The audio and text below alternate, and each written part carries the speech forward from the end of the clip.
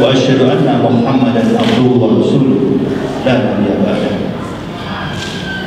Yang kami hormati Al-Mukarram Ustaz Agus Mulyadi PDI, yang kami hormati Bapak Ketua RW Bapak Dr. Haji Suyono SEMM,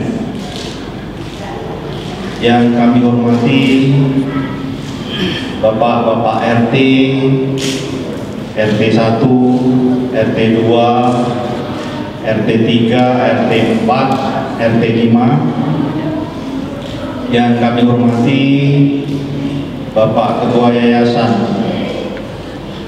Nabilah, yang kami hormati bapak-bapak tokoh masyarakat, alim ulama, cerdik pandai yang tidak mungkin saya sebutkan satu persatu, serta hadirin bapak-bapak, ibu-ibu yang dimuliakan oleh Allah Subhanahu wa Ta'ala. Pertama-tama marilah kita panjatkan puji dan syukur kita kehadirat Allah Subhanahu wa Ta'ala, karena atas rahmatnya jualah pada kesempatan malam hari ini kita masih diberikan umur panjang, nikmat sehat, sehingga bisa bersama-sama berkumpul di rumah Allah yang sama-sama kita cintai ini untuk memperingati Isra Mi'raj Nabi besar Muhammad SAW. Waalaikumsalam warahmatullahi wabarakatuh.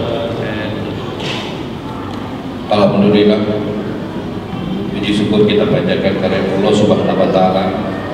Pada malam hari ini kita dapat hadir berkumpul di Masjid Amanatul Ummah untuk mengikuti tausiah Isra dan Mi'raj. Ini merupakan suatu kegiatan yang sangat baik dan mulia ini.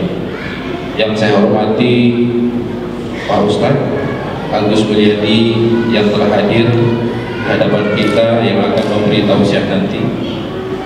Yang saya hormati Ustadz Pak Abdul Rasid, Pak Saidi, merupakan Ustadz dari masjid kita. Yang saya hormati Ketua Masjid Al-Duras Pak Faijan yang baru saja menyampaikan sambutan dan semua telah disampaikan tentang maaf, tentang keadaan, kondisi, tentang kegiatan masjid kita. Yang saya hormati seluruh pengurus jajaran Masjid Al-Fatul Ummah. Yang saya hormati Ketua Yayasan Sabri Amanah Sekolah Nabilah Bapak Haji Effendi Ibrahim. Yang saya hormati tentunya para ketua RT yang hadir pada malam hari ini, tentunya hadir penuh. Saya sampaikan Pak Ustadz nama Pak RT-nya masing-masing. Yang saat RT 1 Pak Agus Triana, RT 02 Pak John Henry, RT 03 Pak Ardaya yang sedang mengkamerakan kita itu Pak. RT 04 Pak Sudirman, beliau adalah yang memperbaiki taman-taman sini termasuk lingkungan. RT 05 Pak Rujian Toro hadir. Oh, malah duduk di samping saya lihat. Tentunya seluruh hadirin dan hadirat yang hadir pada malam hari ini tentunya merupakan orang tua kami, cerdik pandai, Pak Diono selalu pengawas, kemudian Pak Basana dan seluruh rekan-rekan, Pak Yoga, sekretaris, Pak Ismet dan para pengurus. Kebetulan bendahara sedang perjalanan ke Pekanbaru, merupakan suatu bagian bagi kami yang hadir pada malam hari ini, merupakan suatu kebahagiaan dan rahmat dari Allah Subhanahu wa Ta'ala bahwa kita bisa hadir untuk mendengarkan tentang sebuah pengalaman perjalanan dari Nabi Muhammad SAW di mana beliau melakukan perjalanan dengan peristiwa yang agung. Tentu perjalanan ini akan menjadi contoh bagi kita semua dan membawa tugas yang berat bagi Rasulullah. Tentunya isi dari apa itu yang dikatakan cerita agung itu akan disampaikan langsung oleh Pak Ustadz kita nanti. Semoga menjadi pencerahan bagi kita semua. Ini adalah suatu peristiwa yang sangat agung dan mulia. Tentu yang lebih paham akan menjelaskan nanti. Mudah-mudahan kita mendengar dari Pak Ustadz apa isi tentang peran dari Isra Mi'raj. Maaf saya lupa tadi ada anggota dewan kita Bapak Yudi Kurnain, luar biasa Pak. Beliau salah satu dari anggota dewan provinsi beliau. Mudah-mudahan ini akan menjadi pencerahan bagi kita semua.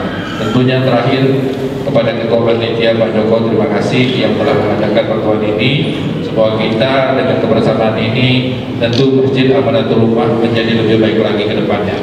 Dengan telah tertutupnya dan terdaftarnya Masjid Amanatul Ummah merupakan harapan bagi kita semua, bagi kaum muslimin dan muslimat yang ada di Bapak. Tentu dengan kerja keras bahwa legalitas dari masjid ini telah lengkap, telah selesai. Tentunya ini berkat seluruh dorongan para tokoh masyarakat. Demikian yang dapat saya sampaikan. Marilah kita sama-sama mendengarkan tausiah dari Ustadz kita bahwa Isra Mi'raj ini merupakan suatu peristiwa agung. Akhiri bila hidayah wal hidayah. Wassalamualaikum warahmatullahi wabarakatuh. Waalaikumsalam warahmatullahi wabarakatuh. Waalaikumsalam warahmatullahi wabarakatuh. Ibu-ibu belum kedengaran jawaban salamnya karena ini sangat syar'i sekali antara bapak-bapak dengan ibu-ibu jauhnya. Ibarat pantun mengatakan anak ayam mati di kampak, anak elang mati di kali. Jawab salamnya kurang kompak. Bagaimana kalau kita ulang sekali lagi? Setuju? Setuju.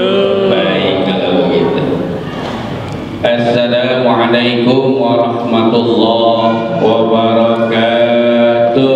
Waalaikumsalam warahmatullahi wabarakatuh. Yang jawab salam kita doakan mudah-mudahan bisa ke Mekah. Amin. Amin. Mudah-mudahan bisa tawaf di Ka'bah. Mudah-mudahan bisa sa'i antara Safa dan Marwah. Mudah-mudahan bisa wukuf di Arafah. Untuk bapak-bapak mudah-mudahan istrinya nambah. Kok ibu-ibu nggak ada yang amin ya Pak ya? Ibu kenapa nggak amin Bu? Ya, bapak-bapak setuju Pak kalau nambah? Setuju? Setuju bapak-bapak Bu? Ibu setuju? Enggak, masalah ya. Makanya jangan suuzon dulu. Saya kan belum belum lengkap, belum selesai bicaranya. Saya mau bilang begini tadi, untuk bapak-bapak semoga istrinya nambah soleha. Amin. Bukan nambah jumlahnya Bu, nambah kesolehannya. Amin ya Allah ya Rabbal alamin. Alhamdulillahilladzi asbagha alaina ni'amahu bi ihsanih. Asyhadu an la ilaha illallah wahdahu la syarika lah, syahadatan tubawwi'u qailaha ghurafan min jinani, wa asyhadu anna sayyidana Muhammadan abduhu wa rasuluh, sababun najati yaumal faza'il akbar liman ahabbahu haqqal mahabbati bijanani. Allahumma salli wa sallim wa barik ala sayyidina Muhammadin alladzi jaral ma'un namiru min baini banani wa tafajarat janabi'ul hikmati min qalbihi ولسانه وعلى آله وأصحابه الذين فازوا بفضله ورضوانه. Amma ba'du. Yang sama-sama kita muliakan imamuna fi hadzal masjid, Pak Dr. Saidi dan Pak Dr. Rashid. Mohon maaf saya tidak akan kamu menyebutkan namanya dan mohon maaf ya kalau salah. Luar biasa amanatul ummah ya, imamnya saja S3, Masya Allah, Subhanallah ya, luar biasa. This is the best mosque in the world I think, gitu kira-kira ya. Yang saya hormati Bapak Ketua RW Bapak Dr. Suyono, yang saya hormati Bapak Ketua DKM Masjid Amanatul Ummah Bapak Haji Faijan, mohon maaf kalau salah ya, dan juga para alim ulama, para tokoh masyarakat, sesepuh pilih sepuh yang tanpa mengurangi rasa hormat saya tidak sebutkan satu persatu. Ibarat kata pepatah, yang besar tak dibawa gelar, yang kecil tak dipanggil nama, yang ke semua kita insya Allah dirahmati Allah Subhanahu wa Ta'ala. Sahabat saya Bapak Ustadz Joko Nugroho SD dan juga Bapak Yudi Kurnain sebagai anggota dewan kita yang hadir di tempat yang mulia ini. Kalau saya mengenal beliau Pak, kalau beliau mungkin belum kenal dengan saya. Waktu saya tinggal di Legenda, saya pernah diminta oleh Pak almarhum Pak Widodo. Kebetulan saya ada sedikit bisa desain grafis gitu Pak, menguasai Photoshop dan CorelDRAW. Almarhum Pak Widodo meminta saya untuk menyetingkan kalendernya Bapak Pak Yudi waktu itu ya. Kemudian dan juga brosur-brosur lain yang terkait dengan Bapak. Alhamdulillah ya, beliau telah duduk di dewan. Mudah-mudahan kita doakan ya, beliau panjangkan umurnya, dimurahkan rezekinya, dimudahkan segala urusannya, dan mudah-mudahan senantiasa mendapatkan rahmat dan maghfirah Allah Subhanahu wa Ta'ala. Amin. Dan doa itu juga berlaku untuk kita semua. Amin ya Allah ya Rabbal Alamin.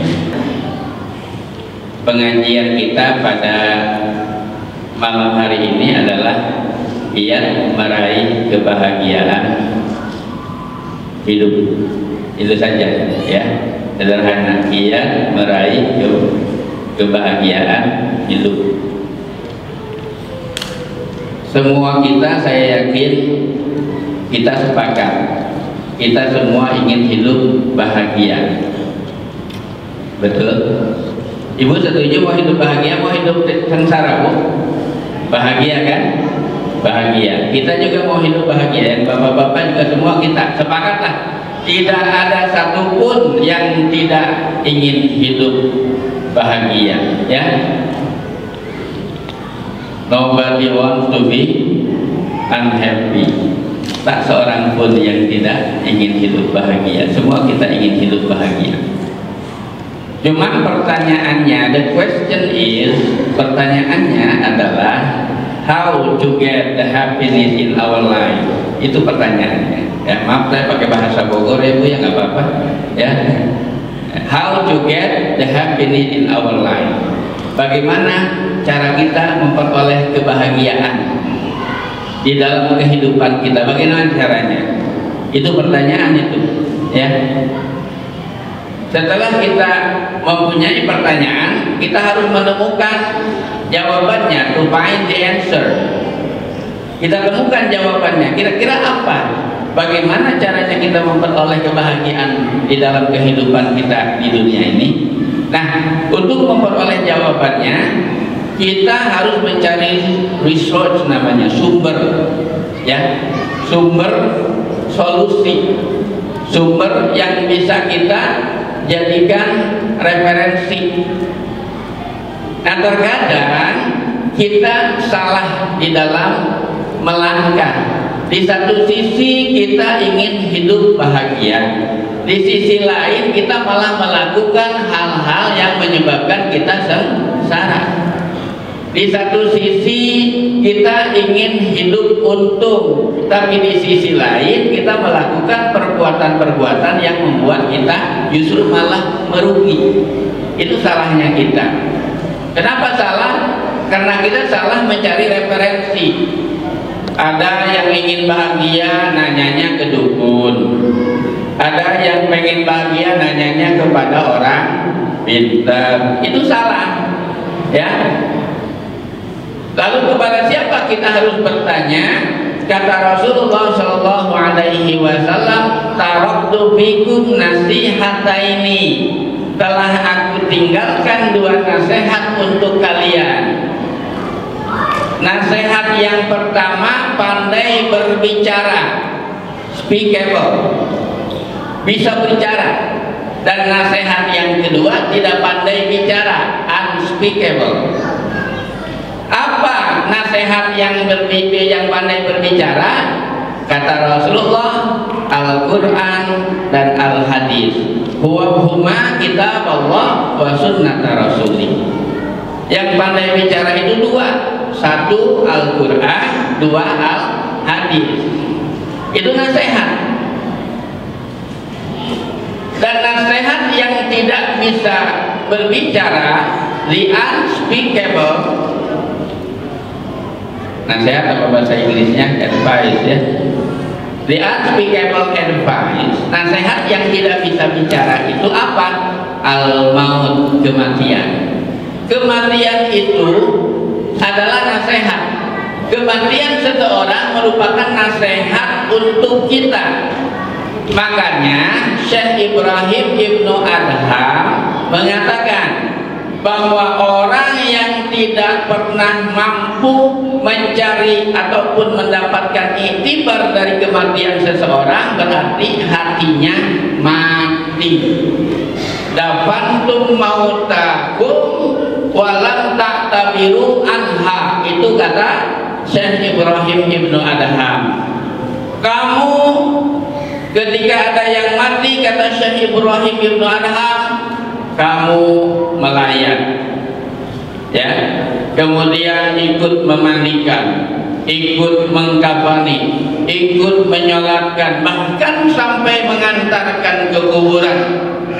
Bahkan kita sendiri yang meletakkan jenazah di dalam liang lahat. Tapi sayangnya kata Syekh Ibrahim Ibnu Adham, walam ta'tabiru anha, kamu tidak bisa mengambil pelajaran dari kejadian yang sedang kamu hadapi. Maka dengan demikian matat qulubukum, hatimu mati. Jadi ciri orang yang mati hatinya tidak mampu mengambil pelajaran dari peristiwa kematian seseorang. Jadi nasihat ada dua, yang bisa bicara dan nasihat yang tidak bicara. Lalu untuk mendapatkan kebahagiaan, untuk mendapatkan jawaban dari pertanyaan tadi, bagaimana caranya kita memperoleh kebahagiaan di dalam kehidupan, maka bertanyalah kepada nasihat yang pandai bicara. Yang dua tadi, bertanyalah kepada Al-Quran. Karena Al-Quran itu adalah the source of solution of our problem, sumber solusi dari setiap masalah yang kita hadapi. So, mau apa? Ibu mau apa, Bu? Ada keinginan? Tanya Quran pasti punya jawabannya. Misalkan di antara kita ada yang punya keinginan melipat gandakan uang. Dulu siapa yang ditangkap sama polisi itu yang ngaku-ngaku bisa menggandakan uang? Ya, ada itu, lupa, yang dia punya padepokan, ya. Dia ngaku-ngaku bisa melipat gandakan uang. Sampai ada orang kaya dari Kalimantan itu sudah punya uang 100 miliar, ingin digandakan, dikasihkanlah kepada orang itu, yang kemudian dikasih amalan. Amalannya ya tipu, mungkin salah baca, ya katipu, akhirnya katipu beneran, ya, gitu. Katipu beneran. Salah. Kalau kita punya keinginan melipat gandakan uang, ternyata di Al-Quran juga ada ayat yang untuk menggandakan uang. Percaya apa tidak?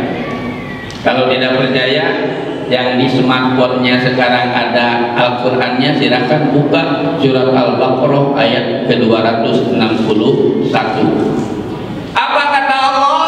Masalul ladzina yunfiquna amwalahum fi sabilillah kamasali habatin ambatat sab'a sanabil fi kulli sumbulatin mi'atu habba wallahu yudha'ifu liman yasha wallahu wasi'un 'alim.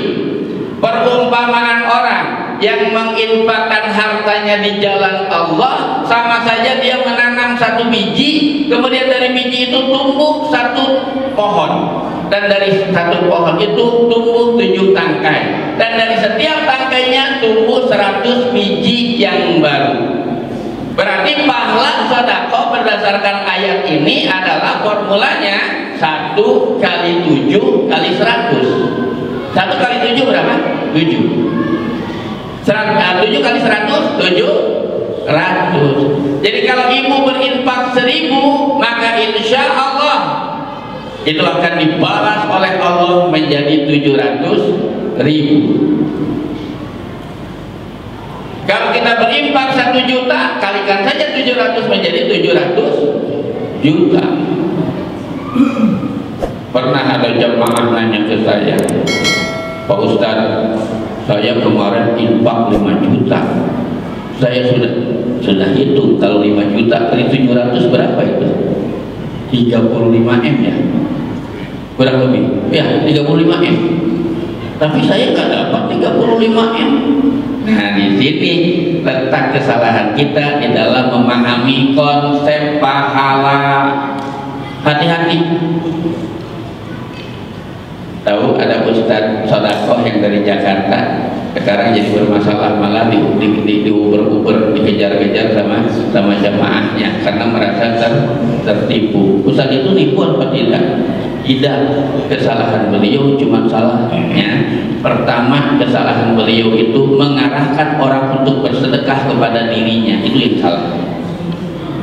Seorang ustadz wajib menyampaikan kewajiban tentang zakat. Seorang ustadz wajib menyampaikan tentang keutamaan sedekah, tapi dia tidak berhak untuk mengalihkan atau menunjukkan agar jamaahnya bersedekah kepada dirinya. Itu zalim. Pertama. Yang kedua, dia lupa menyampaikan konsep sedekah.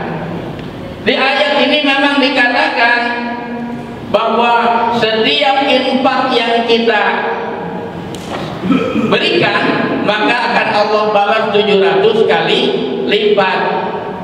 Cuman kan konsep pahala itu bukan berarti kalau kita bersedekah 1000 kita dapat 700.000. Bukan berarti kalau kita bersedekah 1 juta kita dapat 700 juta. Ya, kalau kita bersedekah 5 juta dapat 3,5 M. Bukan begitu. Konsep pahala di dalam Islam itu yang pertama, boleh jadi memang Allah berikan secara tunai. Allah janjikan 10 kali lipat, Allah berikan 10 kali lipat juga boleh jadi, tapi itu rare itu jarang, seldom, jarang sekali. Jarang. Lalu bagaimana? Ketika kita bersedekah mengharapkan, misalkan bersedekah 1.000 mengharapkan 700.000, apakah salah? Tidak salah, karena dalam Al-Qurannya juga seperti itu. Akan tetapi kita harus memahami konsep pahala di dalam Al-Quran, di dalam agama kita. Kalaulah itu mutlak seperti seperti apa yang kita pikirkan, bahwa kalau kita bersedekah 1.000 kita akan mendapatkan 700.000, maka ibu akan repot. Sebentar lagi kita Allah insya Allah Ramadan ya, Bu. Di Amanatul Ummah itu kalau Ramadan ada buka bersama apa tidak? Ada ya? Ada? Kalau ada, misalkan, atau jangan Ramadan yang akan banget ya, itu satu. Jadi oleh karena itu kembali ke masalah yang tadi, bahwa kalau kita ingin berbahagia untuk memperoleh kebahagiaan itu bertanyalah kepada Al-Quran. Ketika Al-Quran ditanya, wahai Quran, saya ingin hidup bahagia dunia dan akhirat, bagaimana caranya? Maka pasti Al-Quran akan menjawab, qad aflaha man tazakka wa dzakara isma rabbih fasalla. Sungguh telah berbahagialah orang yang pertama tazakka. Jadi kalau ingin bahagia hidup kita harus pertama melakukan apa yang disebut oleh Allah tazakka. Apa itu tazakka? Mensucikan dirinya. Wa dzakara isma rabbih. Yang kedua, kalau mau bahagia senantiasa berzikir, menyebut dan mengingat nama Allah Subhanahu wa taala. Dan yang ketiga, rumus kebahagiaan hidup itu fasolah, istiqomah, mendirikan sholat. Tahu istiqomah bu? Istiqomah apa? Kalau bahasa kitanya konsisten istiqomah itu. Bukan istiqomah orang Sunda ya, ada orang Sunda di sini. Ini orang Sunda yang suka merubah istilah. Istiqomah, istri 3 dikontrakin rumah katanya kan gitu. Ya bukan istiqomah yang itu. Ya, tawadu, taramawa duit. Ya, tahu. Yang tertawa paham. Ya, tawadu, taramawa duit. Orangnya kemana-mana nggak pernah bawa uang. Ya, kalau makan gratisan ditraktir teman. Itu namanya tawadu. Ya. Itu versi orang Sunda. Ya, tawadu di sini kan artinya rendah hati. Bukan rendah diri ya. Tawadu itu bukan rendah diri, rendah hati. Kalau rendah diri itu penyakit psikologis namanya minder. Itu rendah diri.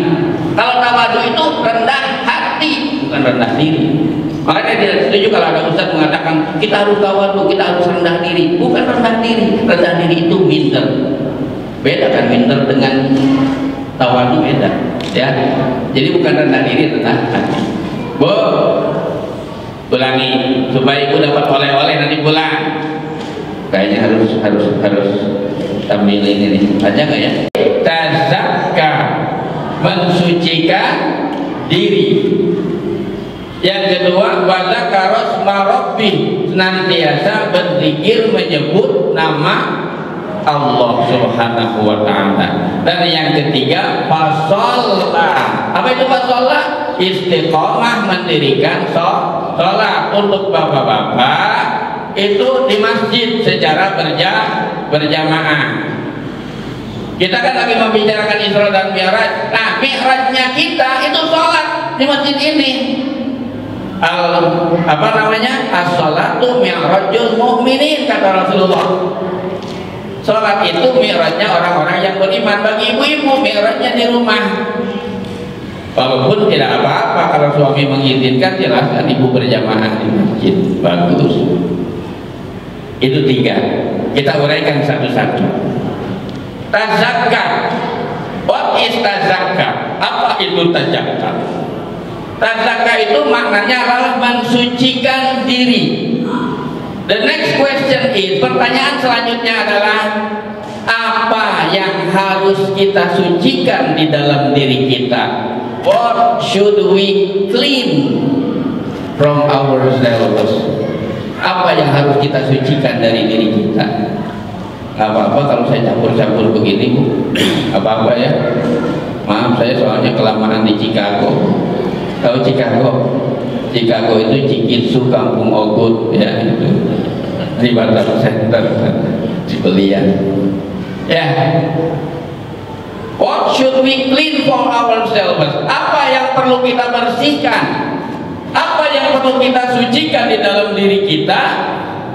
Sedikitnya ada 5. Ya, at least 5 things. Ada 5. Yang pertama yang dimaksud tazakka oleh para ulama ahli tafsir adalah tathhirul jawarih anin najasat, membersihkan seluruh anggota badan dari ujung rambut sampai ujung kaki.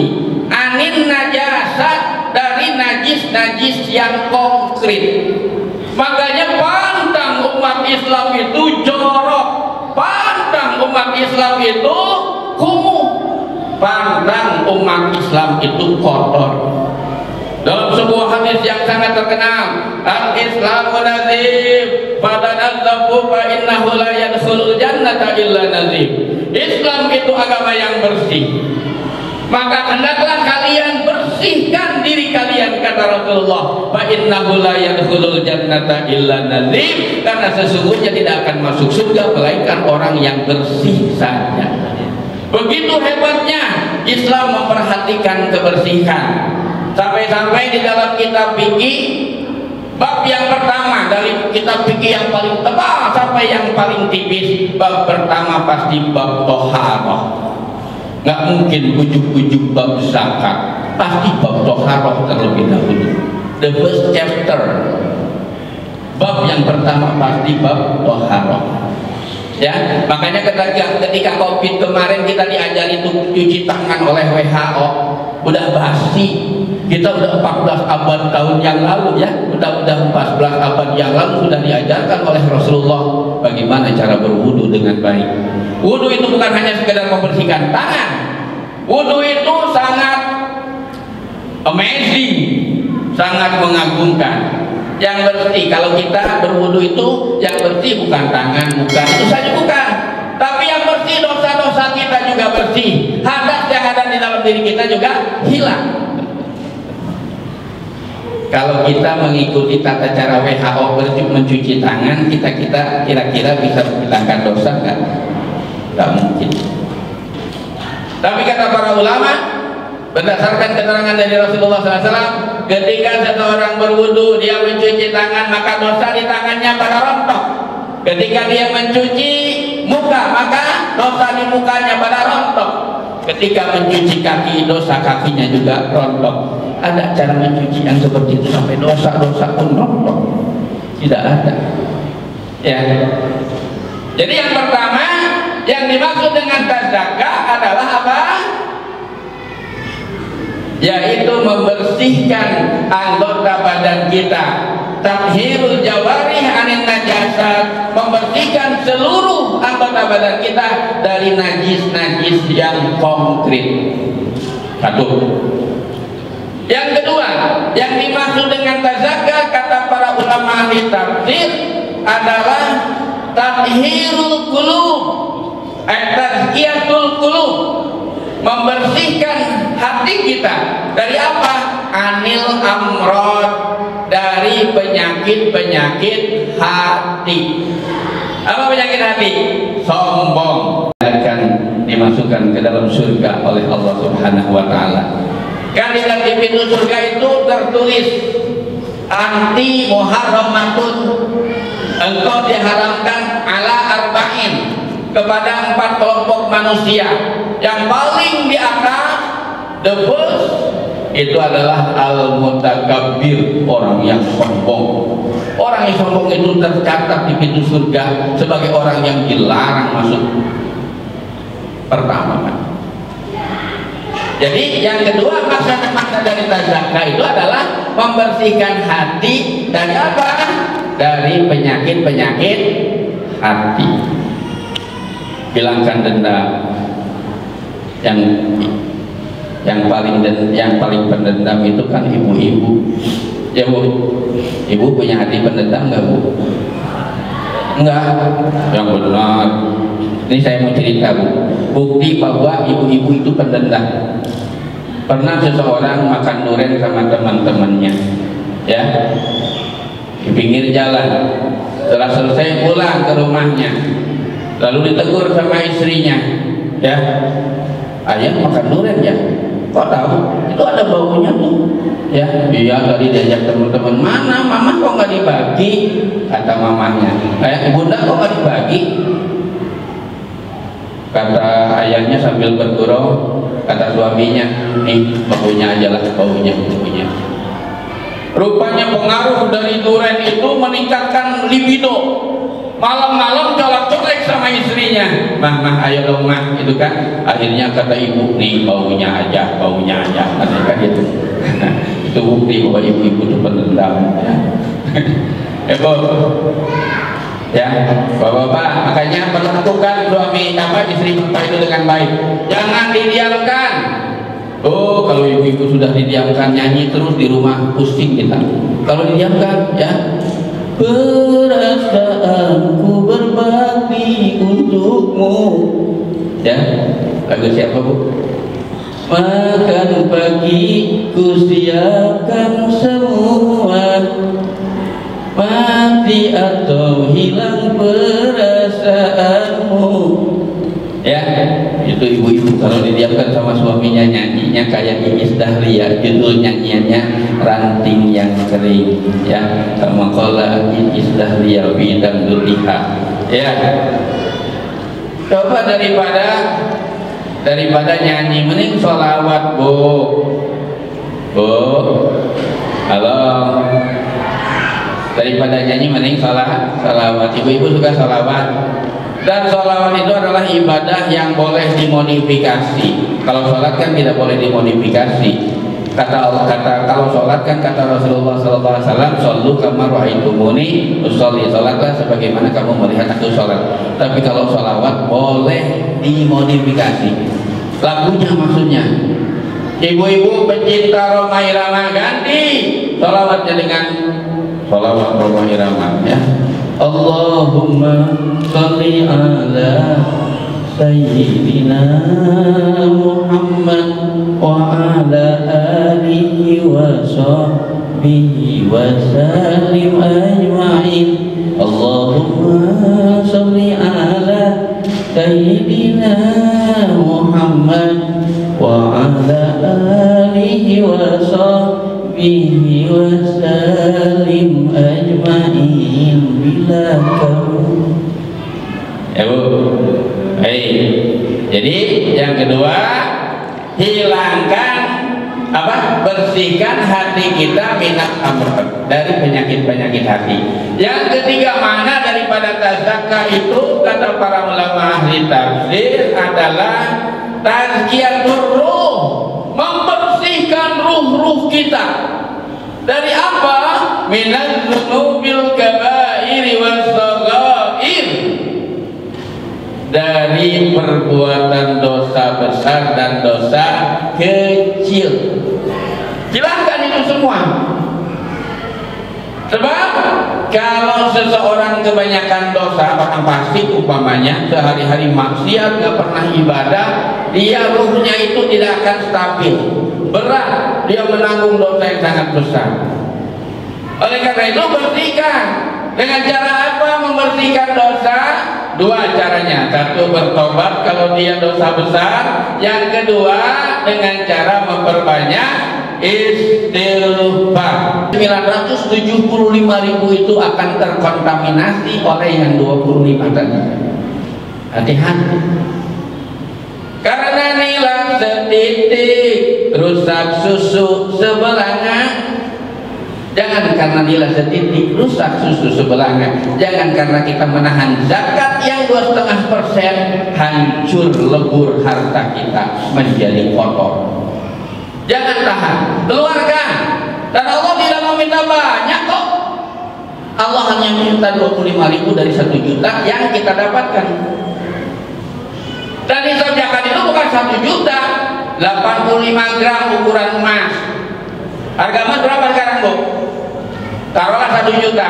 Berarti kalau ibu punya harta 85 juta, punya uang 85 juta, tersimpan sampai 1 tahun, wajib dizakatkan 2,5%. Hati-hati, jangan ditahan. Jadi zakah yang kelima maknanya adalah membersihkan harta dengan cara berzakat. Baik, menginjak kepada yang kedua, apa tadi? Zakah wa zakaras marobbi. Yang kedua, ya, cara untuk menggapai kebahagiaan hidup itu wa zakaras marobbi, senantiasa berzikir, menyebut-nyebut nama Allah. Zikir maknanya dua. Ada makna to mention. Apa itu to mention? Menyebut. To mention. Ada lagi to remember. Apa to remember? Mengingat. Ingat kalau bahasa Inggris itu tuh nggak dibaca tuh ya, dibaca agak sedikit c. To Cu ya, makan, cu eat, minum, cu drink. Kalau akar itu bahasa Inggrisnya root, jadi mengakar bahasa Inggrisnya curut ya. Tahu curut? Curut binatang yang melata itu, tikus kecil ya. Ya. Itu. Ya. Zikir maknanya dua, satu mengingat, yang kedua apa? Menyebut-nyebut. Selama orang beraktivitas dalam dua hal ini, ada orang yang menyebut-nyebut nama Allah, berarti dia sedang berzikir. Ada orang yang mulutnya tidak menyebut nama Allah, tapi hati dan akalnya selalu ingat kepada Allah, dia juga sedang berzikir. Nah, zikir ini kapan harus dilakukan? Kata Rasulullah SAW, ta'arraf ilallahi birraqa ya'rifka bisyiddah. Berzikirlah kamu, ingatlah kamu kepada Allah pada saat kamu lagi senang, lagi bahagia, lagi banyak duit, lagi maju, lagi sukses, lagi di atas. Ya'rifka bisyiddah, maka ketika kamu berada di bawah, ketika kamu bangkrut, ketika kamu tidak punya uang, ketika kamu miskin, ya'rifka bisyiddah, Allah akan senantiasa ingat kamu. Jangan dibalik, kita kan sering-seringnya dibalik, betul? Kalau lagi senang lupa sama Allah, kalau lagi bahagia nggak ingat Allah, tapi begitu sedih, begitu sakit, begitu stroke, datang ke masjid berdoa sambil menangis, ya Allah, tolonglah hambamu ini, ya Allah. Kata malaikat, kemarin kemana lu? Jadi the best time for zikir, waktu yang paling baik untuk berzikir itu pada saat kita jaya, kita banyak harta, kita sehat. Jangan pas udah sakit baru ingat Allah. Bukan jelek, maaf ya, saya tidak mengatakan orang yang sakit baru ingat Allah tidak jelek, tapi alangkah lebih baiknya ketika kita sehat kita ingat Allah. Ketika manakala kita sakit, kita akan diingat oleh Allah Subhanahu wa Ta'ala. Ingat Bu, kita kalau mengharapkan sesuatu dari Allah, kitanya harus menjadi orang pertama, the first doer, orang yang pertama yang melakukannya. Contoh, kalau kita ingin ditolong Allah, kitanya yang harus rajin menolong agama Allah. Kalau kita ingin diingat Allah, kita harus rajin mengingat Allah. Fazkuruni azkurkum washkuruli wala takfurun. Ingatlah kamu kepadaku, kata Allah, maka aku akan ingat kepadamu. Jangan dibalik, Allah kita paksa mengingat kita, sementara kitanya tidak pernah ingat dia. Satu.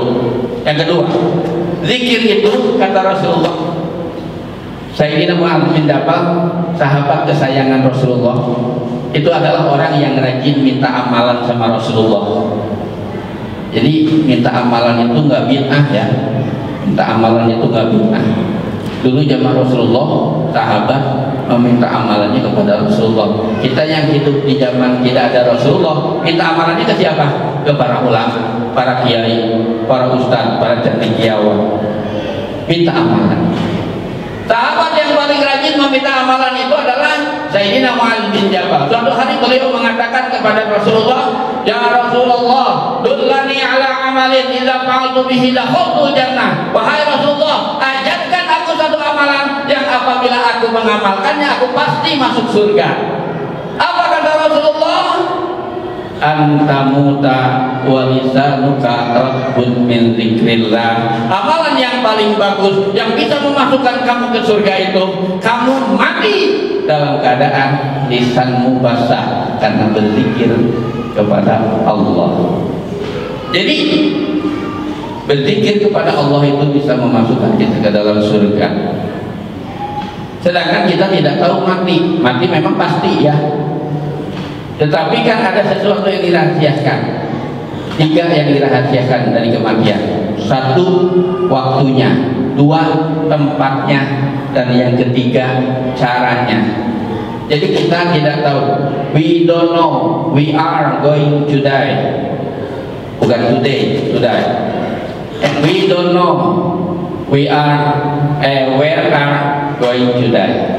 Jadi kapan, di mana, dan caranya, when, where, and how, itu dirahasiakan oleh Allah Subhanahu wa Ta'ala. Kita tidak tahu kapan kita mati. Yang penting, yang jelas kita pasti akan mati. Yang kedua, kita tidak tahu di mana kita mati. Belum tentu walaupun kita tinggal di Batam, kita matinya di Batam. Kemarin tetangga saya mantan ketua RW di Pesona Asri, orang Pesona Asri, tapi meninggalnya di Cirebon karena jantung. Ya, dan kita tidak juga tahu bagaimana cara kita mati. How? Sudah, bagaimana kita mati? Ada yang tahu cara kita mati? Tidak. Ada orang yang matinya karena tenggelam, betul? Ada orang yang matinya karena terbakar, betul? Ada orang yang matinya karena melahirkan ibu-ibu. Ada orang yang matinya karena sakit liver dan lain sebagainya. Bahkan ada orang yang mati karena tertimpa pensil. Ada bu yang mati tertimpa pensil. 1 ton pensilnya tertimpa, ya, 1 ton, ya, mati juga. Ya, jadi hati-hati. Jadi oleh karena itu berzikirlah. Nah, berzikir ini enaknya di dalam berzikir ini caranya dibagi dua. Ada caranya yang tidak bisa dimodifikasi. Apa? Sholat. Sholat itu kan zikir.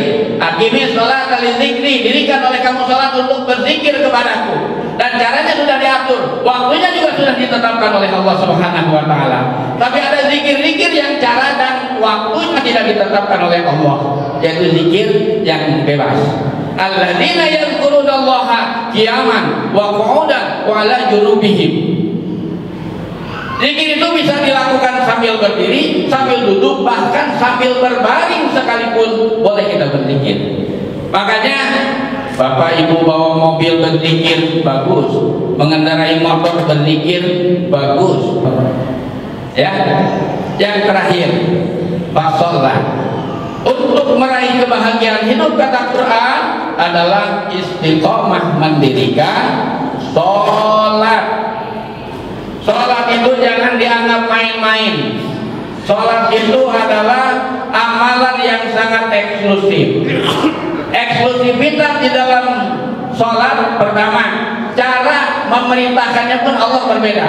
Haji cukup dengan turun ayat, perintah puasa cukup dengan turun ayat. Tapi perintah sholat, Rasulnya yang diundang oleh Allah dengan cara Isra dan Mi'raj. Kan Isra dan Mi'raj dalam rangka menerima perintah sholat. Dari segi dari segi perintahnya saja sudah berbeda. Satu. Yang kedua, sholat itu merupakan asal dari semua ibadah.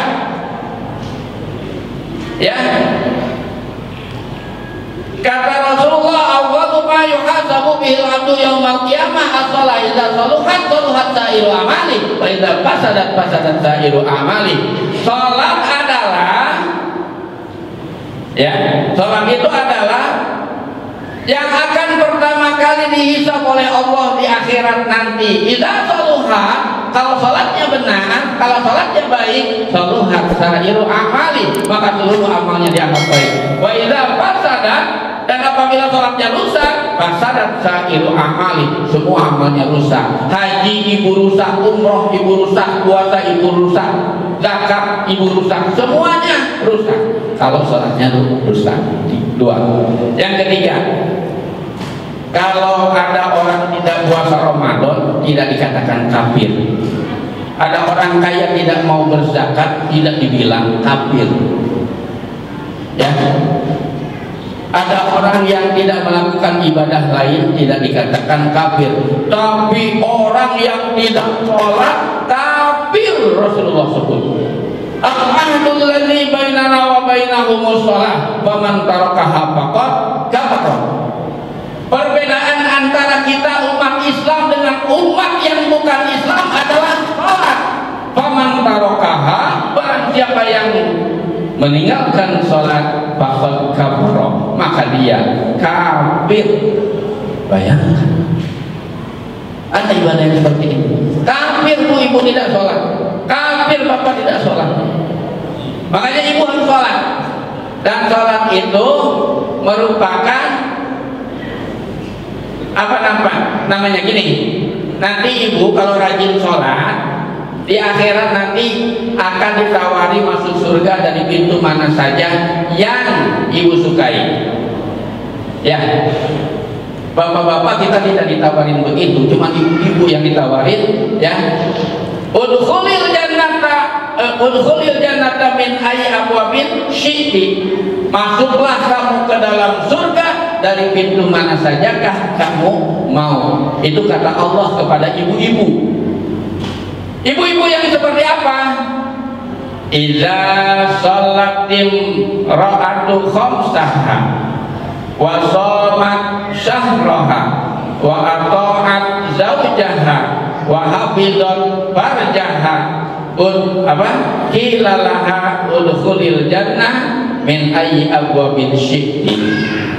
Apabila seorang wanita dia istiqomah mendirikan sholat 5 waktu, kemudian berpuasa di bulan Ramadan, kemudian taat kepada suami, dan kemudian menjaga kehormatan, terlebih lagi pada saat suami tidak ada di rumah. Apa kata Allah? Udkhulil jannah, masuk kamu ke dalam surga, min ayyi abwabil syi'ti, dari pintu mana saja kamu mau. Dan tawaran itu hanya buat ibu-ibu. Kita laki-laki kalau mau surga harus berjihad dulu, ya kan? Harus ngajarin istri dulu. Banyak detek pengitnya kalau kita laki-laki Pak mau masuk surga. Ya, tidak sedikit suami yang terhalang masuk surga karena kedurhakaan istrinya. Hati-hati. Ya. Jadi itulah sholat. Sholat adalah tata cara kita meraih kebahagiaan di dalam hidup berdasarkan surat Al-A'la tadi. Mudah-mudahan yang sedikit ini bisa menambah memotivasi kita ya Bu, untuk meningkatkan. Pertama, apa yang harus kita tingkatkan? Pertama, kualitas ibadah kita. Yang kedua, kuantitasnya juga jangan lupa kita tingkatkan. Ya, berhasil atau tidaknya Isra Mi'raj malam ini sekarang bergantung sampai seberapa jauh peningkatan amal kita setelah pelaksanaan Isra Mi'raj ini. Kalau yang tadinya malas duha, kalau besoknya menjadi rajin duha, berarti berhasil Isra Mi'raj kita. Kalau yang tadinya malas baca Quran, besoknya menjadi rajin baca Quran, berarti berhasil Isra Mi'raj kita malam ini. Kalau yang tadinya Bismillahirrahmanirrahim. Alhamdulillahirabbil alamin. Hamdan yuwaffi ni'amahu wa yukafi'u mazida. Ya Rabbana lakal hamdu kama yanbaghi li jalali wajhikal karim 'azimi sultanik. Allahumma shalli ala sayyidina Muhammad wa ala ali sayyidina Muhammad. Allahumma arinal haqqa haqqan warzuqna ittiba'ah wa arinal batila batilan warzuqna ijtinabah. Rabbana iftah bainana wa baina qaumina bil haqqi wa anta khairul fatihin. Allahumma barik lana fi Rajab wa Sya'ban wa balighna Ramadan. Rabbana atina fid dunya hasanah wa fil akhirati hasanah wa qina adzabannar. Walhamdulillahirabbil alamin. Taqabbalallahu minkum minna wa minkum taqabbal ya karim. Terima kasih atas perhatiannya. Mohon maaf atas segala kekeliruan. Usikum wa nafsi bittaqwallah. Assalamualaikum warahmatullahi wabarakatuh. Waalaikumsalam warahmatullahi wabarakatuh.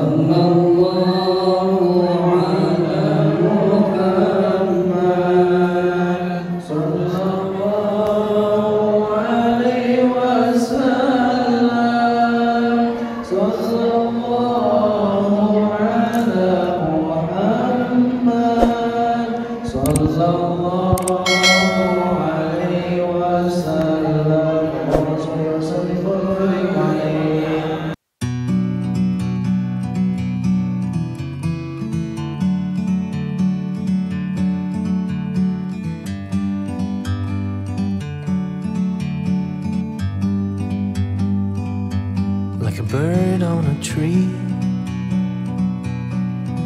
I'm just sitting here. I got time, it's clear to see. From up here, the world seems small. We can sit